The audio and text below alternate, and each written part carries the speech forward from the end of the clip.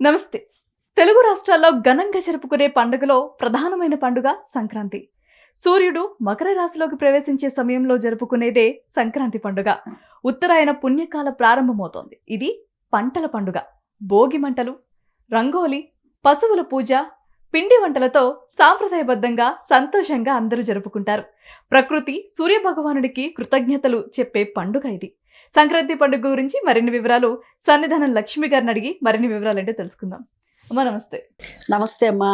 మా ఛానల్కి వచ్చినందుకు థ్యాంక్ యూ సో మచ్ అమ్మా. అమ్మా, అసలు భోగి, సంక్రాంతి, కనుమ మూడు మనకు ఒక పెద్ద పండుగగా మనం చేస్తూ ఉంటాం. అసలు భోగి రోజు ఎలా ఉండాలి, ఎలాంటి నియమాలు పాటించాలి, భోగి మంటలు అసలు ఎందుకు వేస్తారు మీ మాటల్లో చెప్తాను. శ్రీ మహాగణాధిపతే నమః, శ్రీ గురుభ్యో నమః. అందరికీ కూడా ముందుగా సంక్రాంతి పండుగ శుభాకాంక్షలు. భోగి మీరు చెప్పారు పెద్ద పండగ అని.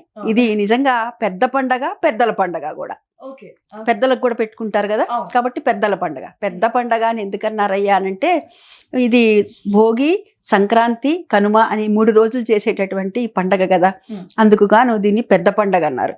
మీరు నన్ను అడగచ్చు, ఏమండి మరి దసరా 10 రోజులు ఉంటుందిగా అని అడగచ్చు. అయితే ఇది పెద్ద పండగని ఎందుకన్నారంటేనమ్మా, 3 రోజులు కొన్ని ప్రాంతాల్లో, 4 రోజులు కొన్ని ప్రాంతాల్లో, ముక్కనుమ కూడా చేసుకుంటారు కొన్ని ప్రాంతాల వారు. అయితే ఇది పెద్ద పండగ అంటంలో ఉన్న ఆంతర్యం ఏమిటంటే, పౌష్యలక్ష్మి ధాన్యం అంతా మన ఇంటికి చేరేటటువంటి సమయము, మన గాదల నిండుగా ధనము ధాన్యము అంతా కూడా ఉంటుంది. ఆ పౌష్యలక్ష్మి అనేటటువంటిది ఉంటుంది. అందుకు గాను మనకి దీన్ని పెద్ద పండగ అన్నారు. మరి పెద్దల పండగని ఎందుకన్నారంటే, పెద్దలని స్మరించుకుంటూ వారి పేరు మీద చేసేటటువంటి దాన ధర్మాలు, తిలతర్పణాలు ఇవన్నీ కూడా చేస్తారమ్మా. అందుకని ఇది పెద్దల పండగ అన్నారు. అయితే ముందుగా భోగి గురించి చెప్పమన్నారు. భోగి అంటేనే పేరులోనే ఉంది, భోగభాగ్యాలను ఇచ్చేటటువంటిదే భోగి. ఈ రోజున తెల్లవారుజామున చక్కగా చలిమంటలు వేస్తారు, భోగి మంటలు వేస్తారనమాట. ఈ భోగి మంటల్లో ఈ నెల రోజులు ధనుర్మాసంలో మనం పెట్టినటువంటి గొబ్బెమ్మలు ఏవైతే ఉన్నాయో, ఆ గొబ్బెమ్మల తాలూకు ఉన్నటువంటి పిడకల్ని కొన్ని సగం తీస్తాము. సగం ఈ రోజున ఒక దండలాగా కట్టి దాంట్లో మనం చక్కగా వేసి చేస్తాం భోగి మంటలు అనేటటువంటి. మిగతా సగం తర్వాత వచ్చేటటువంటి రథసప్తమి కోసం అట్టు పెట్టుకుంటాం అనమాట. ఆ రోజున సూర్యనారాయణమూర్తికి పాలు పొంగించి చేయటం గురించని. ఈ రోజున ఈ భోగి వేయటంలో ఉన్నటువంటి ఆంతర్యం ఏమిటంటే, మనకున్నటువంటి చెడు ఏదైతే ఉందో అదంతా కూడా ఇందులో దగ్ధమైపోగాక, మనకంతా రాబోయే ఉత్తరాయణం అంతా కూడా శుభం కలుగుగాక అని చెప్పి మనకి సంకేతంగా మన పూర్వీకులు ఏర్పాటు చేశారు. ఇది మన అంత క్రితమే మన ఇంట్లో పని చేయించినటువంటి, మరమ్మతులు చేయించినటువంటి చెక్క, కలప ఇలాంటివి ఉంటాయి చూసారా, అలాంటివన్నీ కూడా అంటే పనికిరానటువంటి వస్తువుల్ని, అట్లాని ప్లాస్టిక్ మడుక అసలు వేయద్దు. పర్యావరణాన్ని మనం పరిరక్షించుకోవాలి. చెక్కవి మాత్రమే ఇందులో వేయాలమ్మా. ఇది ఇలా వేయటం వల్ల మనకు ఉన్నటువంటి భోగి పీడ పోతుంది ఒకటి. రెండవది ఏమిటంటే, ఇది మనం ఒక్కళ్ళే చేసుకునేటటువంటిది కాదు. నలుగురితో కలిపి 4 రోడ్ల కూడల్లో చక్కగా పెద్ద పెద్ద మంటలు వేసుకుంటూ ఉంటాము. అంటే సమాజంలో మన చుట్టూ ఉండేటటువంటి వారితో కూడాను ఎలా మసులుకోవాలి అనేటటువంటి చెప్పకనే చెప్పేటటువంటి రోజే ఈ భోగి. ఈ రోజున ఇంకా తర్వాత మనం కూడా పెద్ద పిల్లలకే కాదు, పెద్దవాళ్ళు కూడా చక్కగా రేగిపళ్ళు తీసుకొని ఇక్కడ మాడుకు పెట్టుకుంటాం. భోగి అనగానే ముగ్గులు ఇవన్నీ కూడా మనకి గుర్తుకొస్తాయి.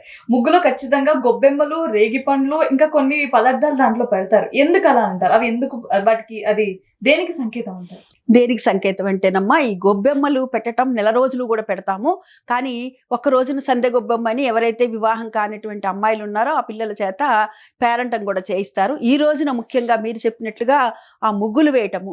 ముగ్గులు ఎందుకు వేస్తాము అని అంటే, మనకి పౌష్యలక్ష్మి మన ఇంటికి వచ్చింది, ఆ లక్ష్మీదేవికి ఆహ్వానం పలికేందుకు కాను మనం ముగ్గులు అనేటటువంటి వేస్తాం. అందులో చూడండి రంగులు కూడా వేస్తాం అనమాట. అంటే మన జీవితం కూడా ఈ విధంగా రంగులమయంగా ఉండాలి అని చెప్పి, అంటే భూమాతకి మనం కృతజ్ఞతని తెలుపుకుంటున్నాము. చక్కటి పంటనిచ్చింది ఆ తల్లి కదా, మరి అన్ని బీడు భూములు ఉన్నాయనుకోండి, పంటకి కష్టమవుతుంది కదా, అందుకని ఆ తల్లికి మనం ఈ విధంగా కృతజ్ఞతని ఆవిష్కరించుకోవటం కోసమని ముగ్గులు వేస్తాము. ఈ ముగ్గులు వేయటంలో కూడా చూడండి, మెలికల ముగ్గులు, చుక్కల ముగ్గులు ఇలాంటివన్నీ వేస్తూ ఉంటారు. ఎందుకయ్యా ఇలాంటివి అమ్మాయికి నేర్పుతున్నారు అని అంటే, కలుపుకొని పోవటం అనేటటువంటిది చిన్నతనం నుంచి కూడా ఆడపిల్లలకి నేర్పుతారనమాట. ఎందుకని అంటే ఇటు పుట్టింటి వారిని అటు అత్తింటి వారిని కూడా కలుపుకొని పోవటం గురించి అని ఒకదానికొకటి కలిపి ముగ్గులు అనమాట. ఇక తర్వాత మీరు చెప్పారు అందులో గొబ్బెమ్మలు ఉంటాయి. గొబ్బెమ్మలు ఎందుకు పెడతారంటే గోదాదేవి మనం చుట్టూ చూడండి, మధ్యలో ఒక పెద్దది పెడతాము, చుట్టూ చిన్నవి పెడతాము. మధ్యలో ఉన్నటువంటి పెద్ద గొబ్బెమ్మ ఏదైతే ఉందో అది గోదాదేవి గాను, చుట్టూ ఉన్నటువంటి గొబ్బెమ్మలన్నీ కూడాను గోప బాలికలుగా అన్నమాట. అందుకని చెప్పి ఈ రోజున గొబ్బెమ్మలు పెడతాము. ఈ రేగుపళ్ళు దేనికి సంకేతమయ్యా అని అంటే భూమికి సంకేతంగా చెప్తారు. అందుకని ఈ రోజున ఈ విధంగా గొబ్బెమ్మలు పెట్టడం, ముగ్గులు వేయటం, అందుకని దీంట్లో ఉన్న ఆంతర్యం ఇదమ్మా. అమ్మ, భోగి రోజు ఎందుకు గోదా కళ్యాణం అనేది చేస్తూ ఉంటారు? శ్రీరంగనాథుణ్ణి చేపట్టినటువంటి రోజు ఈ రోజున గోదాదేవి, అందుకనే గోదా కళ్యాణం అనేటటువంటిది చేయటం జరుగుతుంది. ఆ అమ్మవారు కూడాను అయోనిజగా రావటం జరిగింది. విల్లిపుత్తూరు, తమిళనాడులో ఉన్నటువంటి విల్లిపుత్తూరు అనేటటువంటి గ్రామంలో భట్టనాథుడు అనేటటువంటి ఆయనకి విపరీతమైనటువంటి విష్ణు భక్తుడు. అందుకే విష్ణువుని చిత్తమునందు కలవాడు కాబట్టి విష్ణు చిత్తుడైనాడు. ఆ విష్ణు చిత్తుడు రోజు కూడా మాలికలన్నీ కూడా తులసి మాలికలన్నీ అల్లుతూ ఆ స్వామికి సమర్పించాలి అని పాదులు అవి చేస్తున్నాడు అనమాట. తులసి వనంలో చేస్తున్నప్పుడు ఒకరోజు పాదు చేస్తూ ఉండగా అక్కడ తులసి వనంలోనే అయోనిజగా అమ్మవారు దొరుకుతుంది ఆయనకి. ఆమెకి కోదై అనే పేరు పెట్టారు. పెడితే కాలక్రమేణా కోదై కాస్త గోదాగా మారింది. మనం దానికి దేవి అనేటటువంటి తగిలిచ్చామని చెప్తారు తెలుగు వాళ్ళు. అందుకని గోదాదేవిగా తర్వాత కాలక్రమేణా అనేటటువంటిది వచ్చిందని అలా అమ్మవారు దొరికింది. సరే, ఆ పిల్ల పెరిగి పెద్దదవుతోంది. తండ్రి ఏ విధంగా అయితే చేస్తున్నారో విష్ణు చిత్తుడు, అదే విధంగా ఈ అమ్మాయి కూడా రోజు మాలికలు అల్లుతోంది. అల్లిన తర్వాత ఈ స్వామికి ఇస్తున్నాను కదా, బాగుందా లేదా, ముందు నేను వేసుకొని చూస్తా అని చెప్పి అమ్మాయి వేసుకొని చూసి మళ్ళీ తండ్రి వెళ్ళేటటువంటి ఆ బుట్ట ఏదైతే ఉందో ఆ బుట్టలో పెడుతోందట. ఆ విధంగా జరుగుతుంది. ఒకరోజు పెట్టినటువంటి ఆ మాలికలో, ఆ మాలలో ఒక వెంట్రుక వచ్చిందిట. వస్తే విష్ణు చిత్తుడు చూసి, ఏమ్మా ఈ విధంగా వెంట్రుక వచ్చిందంటే, అవును నాన్నగారు, రోజు నేను వేసుకొని చూస్తున్నాను, మరి స్వామికి సమర్పించేటటువంటిది కదా, మరి బాగుందో లేదో చూడాలిగా, అందుకని చెప్పి చూస్తున్నానని చెప్పి చిన్నతనం నుంచి కూడా ఆ అమ్మాయికి అపారమైనటువంటి భక్తి ఉంది. ఆ భక్తి తర్వాత అంటే విల్లిపుత్తూరులో ఉండేటటువంటి స్వామి కృష్ణుడు వటపత్ర సాయిగా ఉంటాడు. ఆయన్నే రంగనాథుడు అనుకుందనమాట ఆవిడ. అందుకని చెప్పి చిన్నతనం నుంచి కూడా భక్తితో ఉన్నది. యుక్త వయసు వచ్చిన తర్వాత ఈయన్నే పెళ్లి చేసుకుంటే బాగుంటుందిగా అనే కోరిక కలిగిందట. కలిగితే అప్పుడు ఈ తండ్రి చెప్పారు కదా, ఇలా వద్దమ్మా నువ్వు వేసుకోవద్దని. వేసుకోకుండానే మాలిక అల్లి అక్కడ పెట్టిందట. మాల కట్టి అక్కడ పెడితే స్వామి నాకు వద్దు, ఇట్లాగూ నాకు ఆ అమ్మాయి వేసుకునేదే నాకు ఇష్టము అని చెప్తారు. దాని గురించే మనకు శ్రీకృష్ణదేవరాయలు వారు ఆముక్త మాల్యదని రాయటం కూడా జరిగింది కదమ్మా. అలా విధంగా స్వామివారిని 4 రోజులు కూడా 30 రోజులు కూడా ఒక్కొక్క రోజుకి ఒక్కొక్క పాసురంతో గానం చేస్తూ ఉంది తన చెలికత్తలందరితో కలిపి గోదాదేవి. తర్వాత స్వామి శ్రీరంగంలో ఉన్నటువంటి రంగనాథుడు ఇక్కడ ఉన్నటువంటి రాజుగారికి, అదేవిధంగా అక్కడికి ఉన్నటువంటి అర్చకులకు కూడా కల్లో కనబడి చెప్పారట. ఏమని అంటే, ఆ అమ్మాయిని ఇక్కడికి తీసుకురా అని చెప్పి. అప్పుడు ఈ రోజున, ఈ భోగి రోజునే వివాహం చేసుకున్నాడు రంగనాథుడు ఈ గోదాదేవిని. అందరూ చూస్తూ ఉండంగానే ఆ స్వామిలో లీనమైపోయినది అమ్మవారు. అందుకు ఈ రోజున అందరం కూడా గోదా కళ్యాణం అనేటటువంటిది చేయటంలో ఉన్న ఆంతర్యం ఇదమ్మా. మా భోగి రోజే చిన్న పిల్లలకి భోగి పండ్లు కూడా పోస్తారు, ఎందుకు అని అంటారు? అంటే భోగి పండ్లు పోయటం వల్ల ఏంటి లాభం? పిల్లలకి బాలారిష్ట దోషాలు అనేటటువంటి ఉంటాయమ్మా. అవి సాధారణంగా 8 ఏళ్ల వరకు బాలారిష్ట దోషాలు అనేటటువంటి ఉంటాయి. ఈ 12 సంవత్సరాల వరకు కూడా పోయొచ్చు. అంతేకాదండి, పెద్దవాళ్ళు కూడా మన ఇంట్లో మనకంటే పెద్దవాళ్ళు ఎవరు ఉన్నారనుకోండి, ఇదివరకు మా అమ్మగారు ఉన్నారు, మా అమ్మగారు పోసేవారికి, మా అత్తగారు మాకు అందరినీ కూర్చోబెట్టి కూడా పోస్తారమ్మా, మీకంటే మేము పెద్దవాళ్ళం కదా, మాకంటే మీ పిల్లలే కదా అంటూ ఉంటారు అనమాట. కాబట్టి మేము పిల్లలకి ఎలా పోస్తాం, మామూలుగా అయితే కనుక చేయవలసింది 12 ఏళ్ల లోపు వాళ్ళకే, 12 ఏళ్ల లోపు వాళ్ళకి మాత్రమే. అందుకని మనం ఏం చేస్తామంటే పొద్దున తైలభ్యంగన స్నానం చేసి తలంటు పోసుకుంటాం చూసారా, అప్పుడు మనం రేగుపళ్ళు పెట్టి పోసుకోవాలని చెప్తారు. మనకున్నటువంటి భోగి పీడ ఏదైతే ఉందో అదంతా కూడా పోతుంది అని చెప్పి. అంటే ఈ విధంగా 2 చేతులతో తీసుకొని ఈ విధంగా 3 సార్లు తిప్పి, ఇటు కూడా తిప్పి దాన్ని ఇట్లా పిల్లలకు పోస్తారనమాట. పైనుంచి పోస్తే దిగదుడు పట్టే ఏమిటంటే దిష్టి తీయటం అనమాట. ఒక రకంగా వారికి ఉన్నటువంటి దృష్టి దోషాలు ఏవైతే ఉన్నాయో, బాల అరిష్ట దోషాలు అనేటటువంటివి ఏవంటే ఉన్నాయో అవన్నీ కూడా పోతాయి అన్నమాట. ఇందులో రేగిపళ్ళు, శనగలు, చెరుకు ముక్కలు వేస్తారు, కొన్ని ప్రాంతాల వాళ్ళు, కొన్ని ప్రాంతాల వారు వేరు. చెరుకు ముక్కలు, అదేవిధంగా పువ్వులు, అక్షతలు, తర్వాత కాసులు, కుదిరితే రాగి కాసులు ఉంటే మంచిది అంటారు. రాగి కాసులు అంటే రాగి ఓరుతుంది, రాగి కాబట్టి రాగి కాసులు వేస్తారు. ఇవాళ మనం అందరం కాయిన్స్ మామూలు వేస్తున్నాము, కానీ రాగి కాసులు కూడా మనకు మార్కెట్లో అమ్ముతున్నారండి. మన దగ్గర ఉన్నటువంటి డబ్బులు ఇచ్చేస్తే వాళ్ళు రాగి కాసులు ఇస్తున్నారు, మనకి కనుక ఇంట్రెస్ట్ ఉండి తీసుకునేట్టుంటే. ఈ విధంగా చేయటం వల్ల పిల్లలకు ఉండేటటువంటి బాల అరిష్ట దోషాలు అనేటటువంటివన్నీ కూడా పోతాయమ్మా. అందుకని చెప్పి ఈ విధంగా రేగి పళ్ళు పోయటం, భోగి పళ్ళు పోయటం అని నలుగురు ముత్తైదులతో కలిపి పోస్తారమ్మా. అందుకనే శశిము కూలారా రా రే అని చెప్పి పాటలు పాడుకుంటూ పెద్దవాళ్ళు చక్కగా ఈ రేగి పళ్ళు, భోగి పళ్ళు పోస్తారు. ఇంకా సంక్రాంతి ఆ పండుగ అంటేనే ఒక పేరు చెప్తుంటేనే కూడా ఒక తెలియని సంతోషం. పిండి వంటలు ఇవన్నీ అందరు చుట్టూ వచ్చి ఇవన్నీ చేయటాలు. అసలు సంక్రాంతి రోజు మాకు తెలిసిందేమో పిండి వంటలు, చుట్టాలు వస్తారు, వాళ్ళతో మాట్లాడటం, ఇలా వరకే మాకు తెలుసు. అసలు సంక్రాంతి రోజు అసలు ఏమేం చేయాలి, చేయాల్సిన పనులు ఏంటి, అసలు మీ మాటల్లో చెప్పండి. సంక్రాంతి అంటేనండి మీరు చెప్పినట్టమ్మా, చక్కగా ఆనందాలతో కూడినటువంటిది, బంధుమిత్రులందరితో కూడినటువంటిది, చక్కగా కొత్త అల్లుళ్ళు ఇంటికి వచ్చేటటువంటిది, సంబరాలతో చేసుకునేటటువంటిది. ఎవరైతే కొంటే మరదళ్ళు ఉన్నారో ఆ మరదళ్ళు అందరూ కూడా వీళ్ళ నాట పట్టిస్తూ ఉంటారు, రకరకాలుగా సరదాగా ఉంటుంది. అయితే మామూలుగా రోజులాగానే కాకుండా విశేషంగా స్నానం అది చేసిన తర్వాత ఇంట్లో పూజ చేసుకొని దేవాలయానికి వెళ్ళి రావటము, ఇవన్నీ చేసి నలుగురితో కలిపి మనం చక్కగా పిండి వంటలు చేసుకోవటం. పిండి వంటలకి పెద్దపీట ఈ సంక్రాంతి పండగ. ఎందుకంటే కొత్త ధాన్యం ఇంటికి వస్తుంది కదా, అందుకని చెప్పి ఆ ధాన్యం అంతా వాటితో చేసేటటువంటివి అరిసెలు, నువ్వులు కూడా తినాలి. ఈ ఋతువుకు సంబంధించి, మనకి హేమంత ఋతువుకు సంబంధించి మనం నువ్వులు కూడా, బెల్లం కూడా స్వీకరించడం వల్ల మనకి ఇమ్యూనిటీ పవర్ అనేటటువంటిది కూడా, రోగనిరోధక శక్తి పెరుగుతుంది తద్వారా. అందుకని చెప్పి ఈ విధంగా ఆహారం తీసుకుంటాం. సంక్రాంతి అంటే ఏమిటి అంటే చేరటం, మారటం. ప్రతి మాసంలో ఒక సంక్రాంతి అనేటటువంటిది వస్తుంది. అయితే ఒక్కొక్క రాశిలోకి సూర్యుడు ప్రవేశించినప్పుడు వచ్చేటటువంటిది ఒక్కొక్క సంక్రాంతి. కానీ ధనుసు రాశిలో నుంచి మకరంలోకి ప్రవేశించేటప్పుడు ఉత్తరాషాఢ నక్షత్రం ఎప్పుడైతే ఉంటుందో అప్పుడు మనకి సంక్రమణం అనేటటువంటిది జరుగుతుంది. ఆ రోజున పూర్వీకులు ఎవరైతే గతించారో వారి పేరు మీద పెద్దలకి పెట్టుకోవటం, దాన ధర్మాలు చేయటము, అదేవిధంగా తిలతర్పణాలు విడవటము, కూష్మాండ దానము అంటే బూడిద గుమ్మడికాయని దానం ఇస్తారనమాట. ఇంటిగా ఉట్టిగా ఇవ్వకుండా దాంట్లో కానీ బియ్యం అంటే కనీసం సేరుంబావు, శక్తి ఉన్నటువంటి వాళ్ళు బస్తాలు ఇచ్చేవారు కూడా ఉంటారు. సేరుంబావు తక్కువ లేకుండా బియ్యము, దానికి తగినటువంటి బ్రాహ్మడికి ఇస్తారమ్మా. ఇది మటుకు కూష్మాండం మటుకు బ్రాహ్మడికి ఇస్తారు. హరిదాసులకు కూడా ఇచ్చేటటువంటిది ఉంటుంది. హరిదాసులకు సంవత్సరానికి ఒక్కసారే వస్తారు కదా, వారు హరిలో రంగ హరి అంటారు, హరి అనరు హరి అంటారు అనమాట. వాళ్ళు సంవత్సరానికి ఒక్కసారి వస్తారు. వాళ్ళకి ఒక నియమం కూడా ఉంటుంది. వారు వచ్చేటప్పటికే చాటల్లో పట్టుకొని ఉంచాలి. మీరు పల్లెల్లో గమనించినట్లయితే మళ్ళీ మన ఇంటి నుంచి ముందుకు వెళ్ళారనుకోండి, అయ్యో నేను చూడలేదు, ముందుకు వెనక్కి రా స్వామి అంటే రారు. మళ్ళీ వాళ్ళకి ఆ నియమం ఉంటుంది, మనమే వెళ్ళి వేయాలన్నమాట. అందుకని ఈ విధంగా చాటల్లో పట్టుకొని వాళ్ళు రెడీగా ఉంటారనమాట. అయితే ఈ రోజున ఇంకా దానాలు ఏమి ఇవ్వాలంటే కూష్మాండ దానం అనేటటువంటిది ఇస్తారు, ఉదక కుంభదానం ఇస్తారు. మనకి శక్తానుసారం ఎంత కుదిరితే అంత దానము.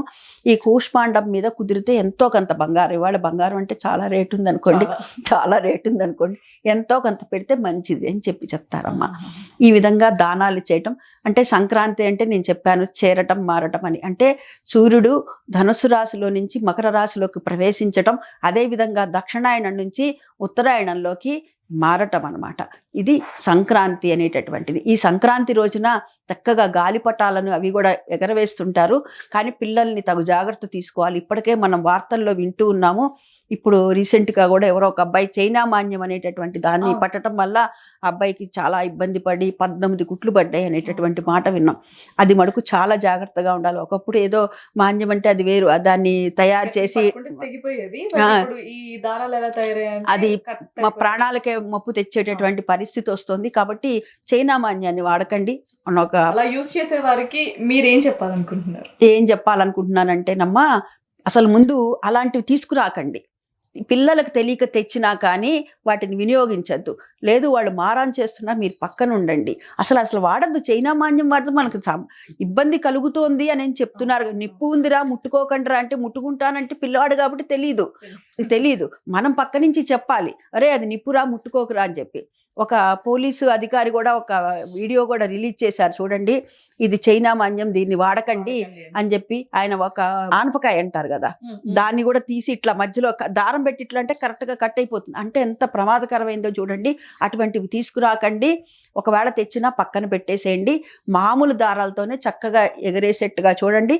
మీరు చక్కగా పెద్దలు కూడా పక్కన ఉండండి. ఇదేనమ్మా నేను చెప్పేది.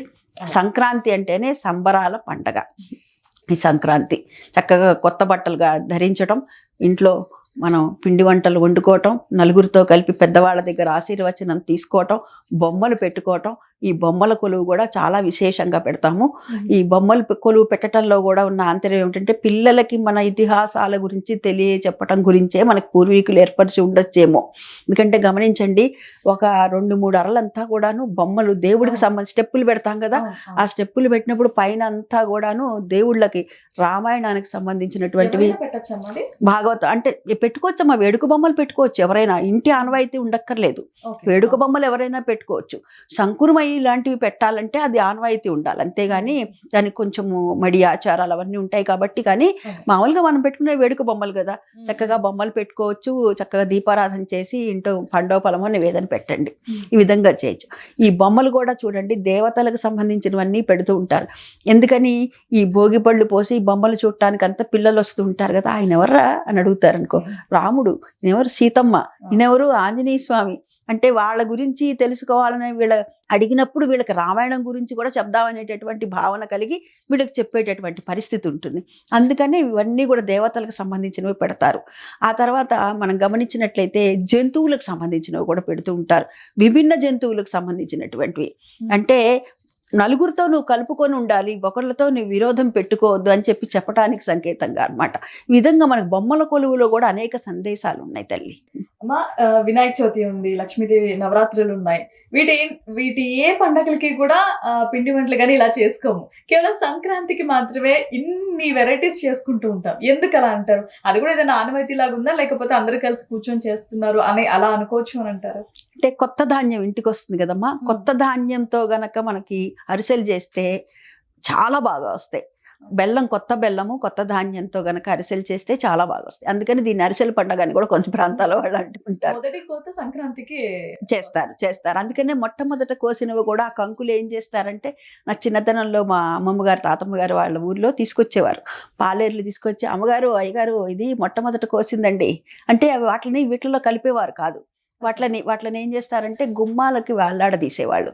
అంటే పిచ్చుకలు ఇవన్నీ కూడా తింటాయి. అంటే ఇక్కడ భూత యజ్ఞం, మనం తింటమే కాదు మన చుట్టూ ఉన్నటువంటి జీవకోటి కూడా బాగుండాలి అని చెప్పి అనే సందేశంతో ఈ విధంగా మొట్టమొదటి అలా పెడతారనమాట. అంటే ఇప్పుడు పంట చేతికి వస్తుంది కదా, చేతికి వచ్చినప్పుడు రైతన్న సంవత్సరం అంతా కష్టపడినటువంటి కష్టానికి ఆ శ్రమకి తగ్గ ఫలితం అందేటటువంటి రోజు అది. అందుకు ఆనందంగా ఈ పిండి వంట, మనకి ఏదైనా ఒక సంతోషం కలిగింది అనుకోండి, ఏం చేస్తాం, పిండి వంటలు వండుకుంటాం కదా. మరి ధాన్యం వచ్చింది కదా, ఆ ధాన్యం వచ్చినప్పుడు ఆ ధాన్యం కొత్త ధాన్యం కొత్త బెల్లంతో చక్కగా ఈ విధంగా పిండి వంటలు అనేటటువంటివి వండుకోవటం. అదే కాకుండా ఆ బియ్యపురాలు బియ్యంకులు వాళ్ళు కూడా వస్తారు. మరి అమ్మాయికి పెళ్ళయింది, అల్లుడితో పాటు కుటుంబాన్ని అందరినీ కూడా పిలుస్తారు, అందరూ కూడా వస్తారు. నలుగురు వచ్చినప్పుడు సాయంత్రం పూట చక్కగా కబుర్లు చెప్పుకుంటూ వాళ్ళతో ఈ రకమైనటువంటి పిండి వంటలంతా కూడా తింటూ ఉంటాం అన్నమాట.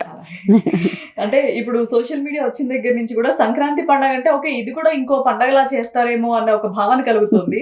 కొత్త అల్లుడు రాగానే ఈ ఊరు నుంచి మేము ఈసారి ఈ అల్లుడికి ఇన్ని వందల వెరైటీస్ పెట్టాం, ఇంకొక ప్లేస్ లో ఇన్ని వేల వెరైటీస్ పెట్టాం అనేది ఒకటి వీడియోలు తీసుకోవడానికి 100 వెరైటీలు తినగలరా చెప్పమ్మా? ఒక 4 రకాలు చేస్తేనే అమ్మో అంటారు. అందుకని ఏం చేస్తారు, 4 రకాలు చేసి రోజుకు ఒక్కొక్క రకం పెడుతూ ఉంటారు. ఒకరోజు ఈ చక్రాలును తర్వాత ఈ అరిసెలు పెడతారు.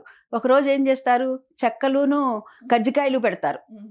ఇట్లా 3-4 వెరైటీల స్వీట్లు 3-4 వెరైటీల హాట్లు చేస్తారు. చేసి రోజుకు సాయంత్రం పూట ఒక్కొక్క తీపి పదార్థము ఒక కారం పదార్థం రెండు కూడా పెట్టి ఆ తర్వాత వారికి టీనో కాఫీనో ఇస్తారు. అదంతా మర్యాదల్లో లెక్కమ్మ. ఇది పూర్వపు పద్ధతి, పూర్వపు నుంచి వస్తున్నటువంటి పద్ధతులే ఇవన్నీ కూడా. అంటే అల్లుడికి ఇన్ని వెరైటీలు పెట్టాలి అనేది ఒక లెక్క అనేది ఏముండదమ్మా, ఏముండదు. మర్యాద చేయాలి అంతే. వచ్చినటువంటి 1000 వెరైటీస్ పెట్టాం మేము, 2000 వెరైటీస్ పెట్టాం అనేది ఒకటి. అవన్నీ మనం వీడియోలు చేసుకోవడానికి 2000 వెరైటీలు తినగలరా? నేను ఒక్క మాట, 2000 వెరైటీలు మొత్తం కూడా కాదు, ఇంత ముక్క కూడా తినగలరా? ఎవరు తినలేరు. కష్టం కదా అది, మనం చెప్పుకోవడం కోసమనే. కానీ మన పూర్వపు పద్ధతి ఏదైతే ఉందో అదే సరైనటువంటి పద్ధతి. అంటే వారి ఇష్టం అనుకోండి, వాళ్ళకి అదే ప్యాషన్ అనుకోవచ్చేమో, మరి వారి ఇష్టానుకున్న ప్రకారం చేసుకునేటటువంటిది అది వారి వ్యక్తిగతంగా మనం దాన్ని భావించటమేనమ్మా. అంతే. ఇదైతే శాస్త్రము లేదు, ఇన్నే చేయాలని ఏమీ లేదు.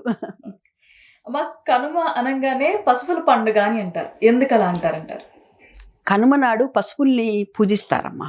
ఎందుకంటే సంవత్సరం అంతా కూడా కష్టపడటానికి ఈ ఎవరైతే రైతన్న ఉన్నారో ఆ రైతన్న కష్టానికి మొత్తానికి చేదోడు వాదోడుగా ఉండేటటువంటిదే ఇవి పశువులు.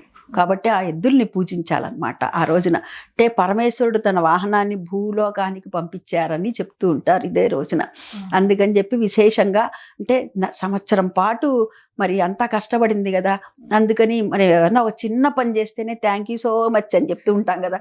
మరి అలాంటప్పుడు దాని కృతజ్ఞతని ఆవిష్కరించుకోవటం కోసము ఎవరైతే యజమాని ఉంటారో ఆ యజమానే స్వయంగా చక్కగా ఆ పశువుని మొత్తం కడిగి స్నానం చేయించి శుభ్రపరుస్తారు, మంచి వస్త్రాలను కడతారు. ఆ ఇంటి ఇల్లాలు చక్కగా పసుపు పూసి బొట్టు పెడుతుంది. వారికి శక్తి ఉంటే కనుక కొందరు వెండితో చేయించినటువంటివి ఈ కొమ్ములు కానీ గంటలు కానీ ఇలాంటివి కడుతూ ఉంటారు వారి శక్తానుసారంగా అన్నమాట. అంటే దాన్ని చూసి ఆనందిస్తారు. ఆ గొడ్ల సావిడి అంటారు కదా, దాన్ని అంతా కూడా శుభ్రపరుస్తారు, ముగ్గులు పెడతారు, చక్కగా అక్కడ వేరే పాయసం పులగం వండుతారు. వండి అది కేవలం దానికి మాత్రమే ప్రత్యేకంగా వండుతారు. వండి నీకు కృతజ్ఞతగా ఇది నీకు ఆహారంగా వండాము అని చెప్పి ప్రత్యేకంగా పెడితే అది ఆనందంతో, రెట్టింపు ఆనందంతో సంవత్సరం అంతా కూడా పనిచేస్తుంది. ఇప్పుడు మనకైతే భగవంతుడు 84 లక్షల జీవరాశుల్లో స్వరపేటికి పెట్టాడు. భగవంతుడు వాటికి పెట్టాల, కానీ చెప్పలేవు, కానీ వాటికి జ్ఞానం ఉంటుంది కదా. అందుకు గాను ఆ రెట్టింపు ఉత్సాహంతో నా కోసం నా యజమాని ఇంత చేస్తున్నారు అని చెప్పి, నా యజమానురాలు ఇంత చేస్తుంది అని సంతోషంతో రెట్టింపు ఉత్సాహంతో సంవత్సరం అంతా కూడా చేస్తుంది. అయితే కనుమ నాడు మినుము తినాలి అంటారు. కనుమ నాడు మినుము తినాలి, లేకపోతే గనక యముడు ఇనుము కొరిపిస్తారు అని, ఇనుము కొరికిస్తాడు అని చెప్పేవాళ్ళు పూర్వీకులు. ఒక సామెత ఇది, కనుమ నాడు మినుము తినాలి, లేకపోతే యముడు ఇనుము కొరికిస్తాడు అనేవాళ్ళు. అంటే మనం ఈ కనుమ రోజున మినుము ఎందుకు తినాలయ్యా అని అంటే, ఇందులో కూడా మనకి ఆయుర్వేదమే చెప్పబడిందమ్మా. మనకి ఈ పండగలన్నీ గమనించినట్లయితే మొట్టమొదట భోగి రోజు పులగం వండుకోమన్నారు, పెసరపప్పు బియ్యము, అందులో కూడా చూడండి రోగనిరోధక శక్తి ఉండే. తర్వాత రోజున అంతే, పండగ నాడు కూడా అంతే. ఆ తర్వాత కనుమ నాడు కూడా మినుము తినమన్నారు. అందుకని గారెలు, ఆవళ్ళు ఇలాంటివన్నీ కూడా చేసుకొని ఖచ్చితంగా తింటారు. లేకపోతే మినప సున్నుండలు ఇలాంటివి చేసుకొని తింటారు. కనుమ నాడు మినుము తింటే కనుక ఆరోగ్యము, మనం ఆరోగ్యం ఉంటే మనకి ఎటువంటి ఇబ్బందులు ఉండవు కదా. ఆరోగ్యం లేకపోతే అదే మహాభాగ్యం కదా. అందుకని మన పెద్దవాళ్ళు ఇవన్నీ ఏవో రైమింగ్ బాగుంది కదా అని కొన్ని సామెతలు చెప్పారు, కానీ అది వాస్తవం అమ్మ. ఇవంతా కూడా ఆయుర్వేదంతో కూడుకున్నటువంటిదే. ఇంకా కనుమ నాడున చాలామంది కొన్ని ప్రాంతాల్లో ఈ పందాలు, ఎడ్ల పందాలని, తర్వాత వింటారు కోడి పందాలు, ఇలాంటి అవి కొన్ని ప్రాంతాల వాళ్ళు చాలా విస్తృతంగా చేస్తూ ఉంటారు. అది వారి చెప్పుకోవాలంటే వారి ప్రాంతాన్ని బట్టే ఉంటుంది. ఇది ప్రాంతాచారంగా చెప్పుకోవచ్చు. అన్ని ప్రాంతాల్లో ఉండదు ఇది. మరి ఇప్పుడు మరి తమిళనాడులో చూస్తే జల్లికట్టు అంటారు, అక్కడ వేరు, అక్కడ ప్రాంతాచారం అది, ఇక్కడ మన ప్రాంతాచారం ఇట్లా ఉంటుందన్నమాట.